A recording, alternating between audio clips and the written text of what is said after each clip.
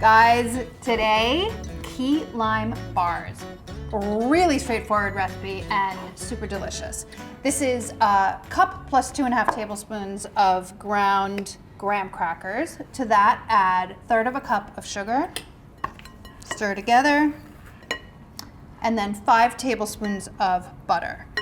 The crust is gonna be baked today, so have your oven preheating to 350 degrees so you can get this right into the oven. So you don't need to chill it or anything like that.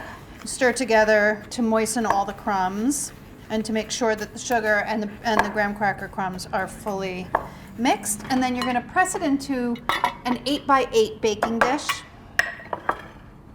just on the bottom. You don't need to go up the sides or anything, which is one of the reasons we don't need to chill this first, because there's no worry of it like sliding on the sides because it's only on the bottom anyway. Normally when we chill crusts like this, it's so that it stays in place when we first put it in the oven before it sets.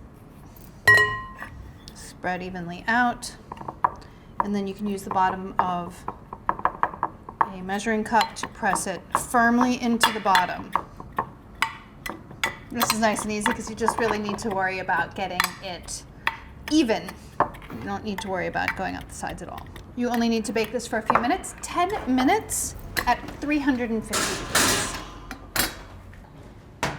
For the filling, it's really, really simple, which is another great thing about key lime. It seems like this really complex thing, but it's actually really easy. You're gonna need 2/3 of a cup of key lime juice. I don't recommend using the bottled stuff. If you can't find the fresh ones, go ahead and use regular lime juice or even lemon. And then 1 lime grated, you need the zest of that. It's about 1.5 teaspoons, depending on the size of your lime. In this mixer, I have 3 egg yolks, and you need to whisk those until they're very thick with the lime zest.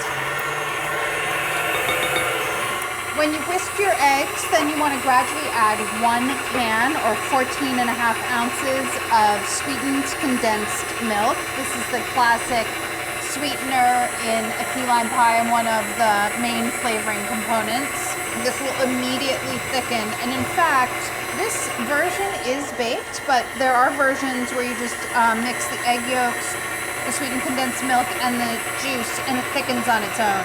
This one does bake for about 10 minutes. And then your 2/3 of a cup of lime juice that gets whisked in as well. You could do this by hand if you wanted to. I see no reason why not.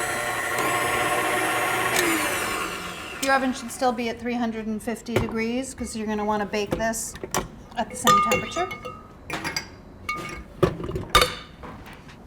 Scrape the filling on top of the baked crust.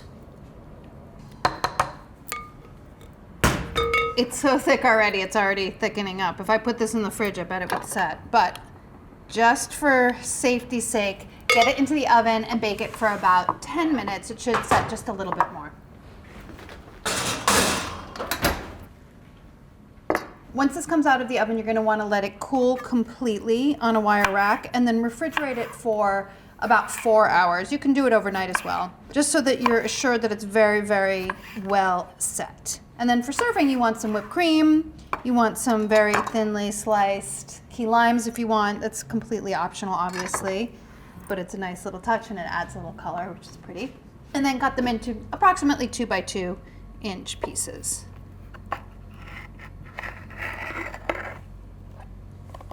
As usual, for the cleanest slices, you can wipe your knife off between cuts. Oops.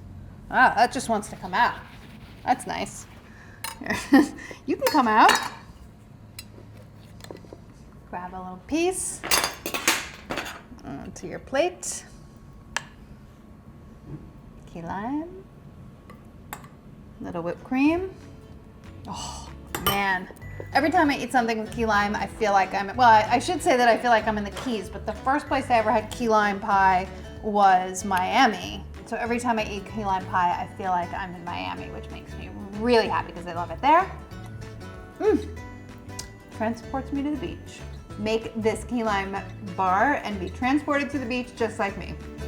If you like recipes like this and you want more, click like and subscribe because we have plenty more where this came from.